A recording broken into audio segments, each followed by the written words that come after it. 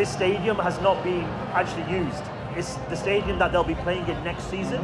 So the Calderon had its last match in the Copa del Rey final, and from next season they'll be playing in this. So you've got the choreography, perfect, brand new stadium, and here you can start to see the impact of the players.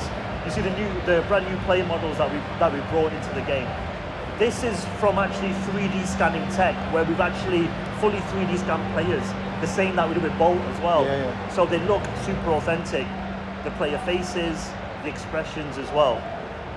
You can see one of the most important things that we've done in terms of the lighting is we took a lot of data from our scanning tours with Barcelona at the Camp Nou and Borussia Dortmund at the Signal Iduna Park. And we actually stayed there for a few days. We took it daytime, we waited till the evening, turned the floodlights on, captured it again. So we got this authentic night feel. Obviously, it's going to be a little different per stadium, but we're using that real capture data to really improve the lighting and the general look of the game as well. There's a quick look at the real player images that includes the game as well. Cool. Well, let's see. Hopefully your colleague here takes it easy on me. I hope not. I want to see loads of goals. So what I want you to focus on here as well is just naturally how the game is looking as soon as you start it. Compared to last year, what we've done is we've made the players a little bit smaller and we've panned that camera out a little bit so you get to see more of the pitch. And that viewpoint is a very, very different per stadium as well. Oof. The goalkeepers are fantastic as well. What you saw there is the keepers are more aware of where the ball is going, they're safer, they're making more saves, and they're pushing it out of danger as well. So what you're going to see from here is a corner kick. One of the main things that the fans asked for was to take away the guideline, to make it much more like a simulation. So here you actually still have the same kind of control, where you're sort of holding the crossing button, and then from there it's the left stick to put some curl on it. Oh, wow. Fantastic goal. You saw Torres as well score the header and straight away put his arm out. We've put a lot of emotion into the game. It's alive, he's happy, he scored the goal, he's looking for his teammates. So the goalkeeper go across as well. I feel like this is a setup. Well played. But what you saw there in the replay as well is when you're showing the replay, it slows down on those key moments, the key pass leading up to the goal as well. He's not giving you a chance here. Oh, no. So here you can see, one thing that I'm hoping everyone can see watching actually is the pace of the game. It's really slow, and we've slowed it down. It's not like frustratingly slow, but we've slowed it down because, again, we get a lot of feedback about keeping it realistic. Yeah, and it feels more realistic, right, when it's slower. We've done that in a few ways. So the first thing I think is just to play away. It's like the dribbling style. Ooh, tight angle. But I think with that dribbling style, what it allows us to do is to, even though the players are heavier, it allows them to accelerate away with that weight, because you can wrong foot players who are also heavy as well.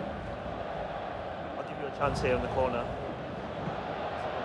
Anything to share in terms of licensing or any new teams that are coming, new leagues or anything? I know you have the Champions League, right?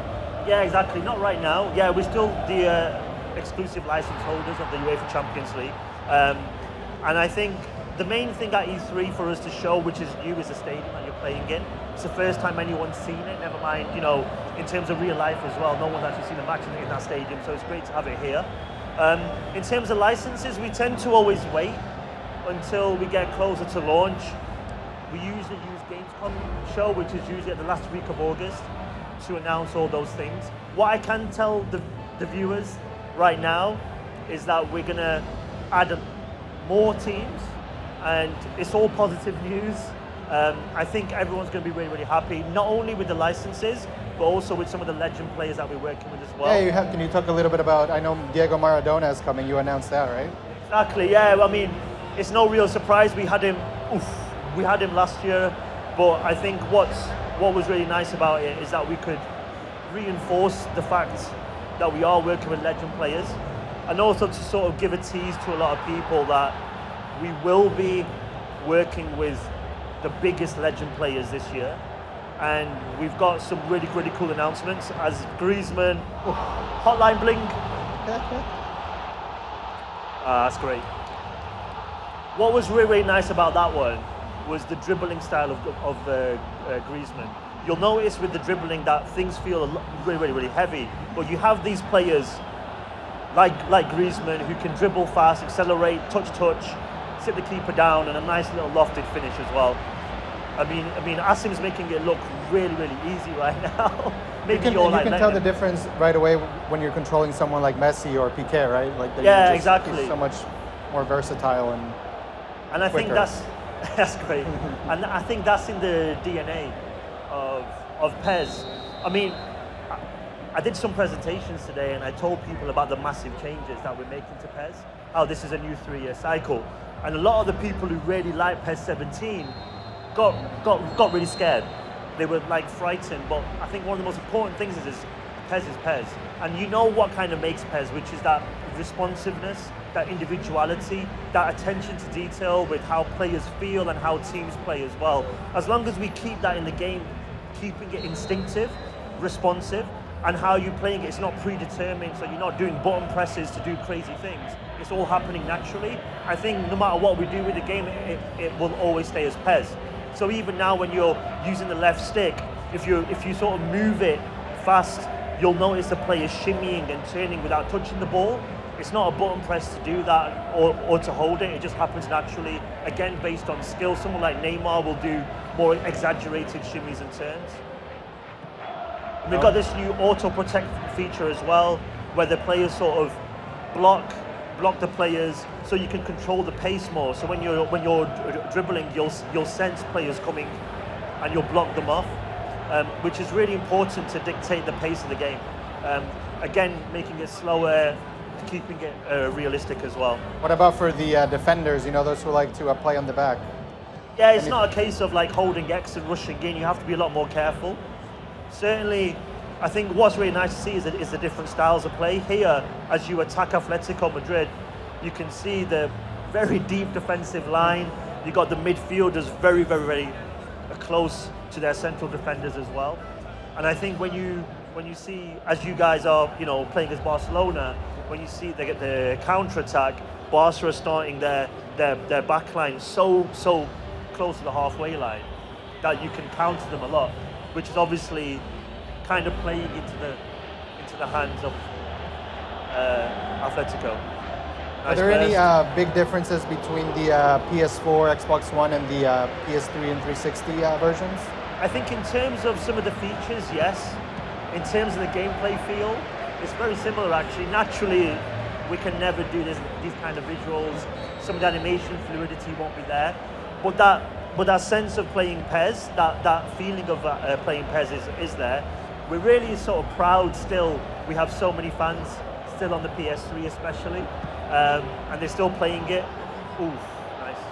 So we still want to support the machine, but obviously as each year goes by, we are seeing a ton of fans who used to play on those machines. I think that's also important for, you know, a lot of people in developing countries only have access to like a PS3 or That's an excellent point. That's an excellent point, and it's something that we do have to look after, actually, with some of our fans who don't want to go out and buy a new console yet. As you know, they are getting cheaper, but they keep bringing out newer versions, as they announced here, which is really expensive. So I think as long as the base version to upgrade gets lower and lower, and that step into the new gen market or current gen market becomes more affordable, I think you'll see fans moving across more and more to the current gen consoles. All right, so before we go, can you remind us when the game is going to be hitting stores? September 12th, right? Perfect, yeah. That's in the US, a few days later worldwide. Great. So stay tuned to Engadget.com. You can read all about Pro Evolution Soccer 2018 on the website. We'll be back with more.